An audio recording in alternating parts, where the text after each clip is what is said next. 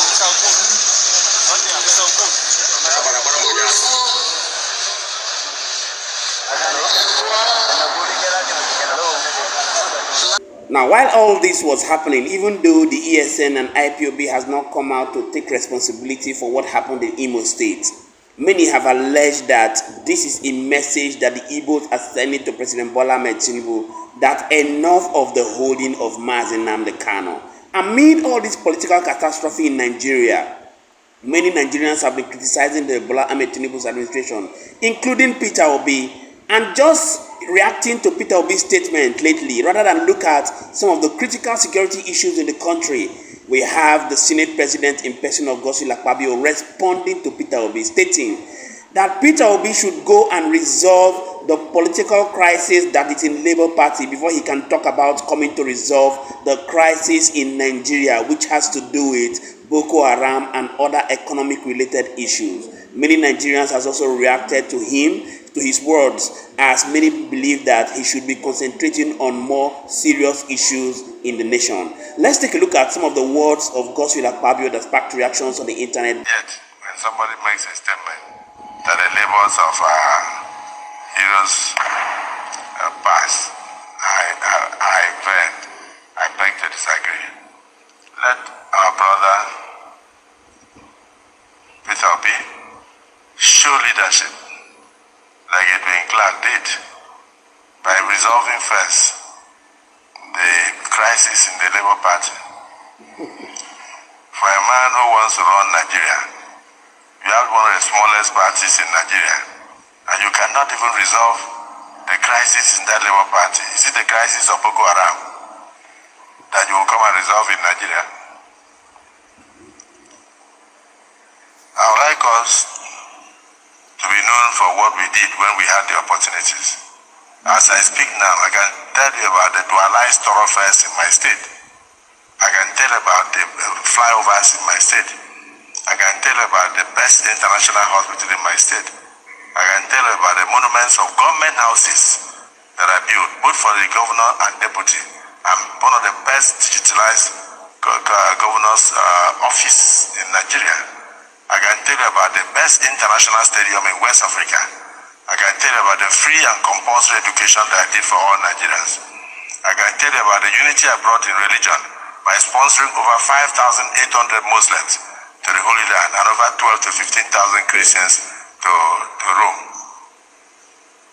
and to Jerusalem. But then, those who are aspiring as presidential candidates and trying to cause division with their mouths using the social media, tell them to resolve the small crisis in the smallest party they have in Nigeria first, before they come to talk about the larger Nigeria. But for the social media, it is unregulated.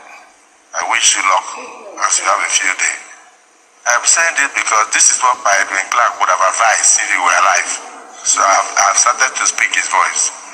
May his soul rest in perfect peace. Yet, when somebody makes a statement that the labors of our heroes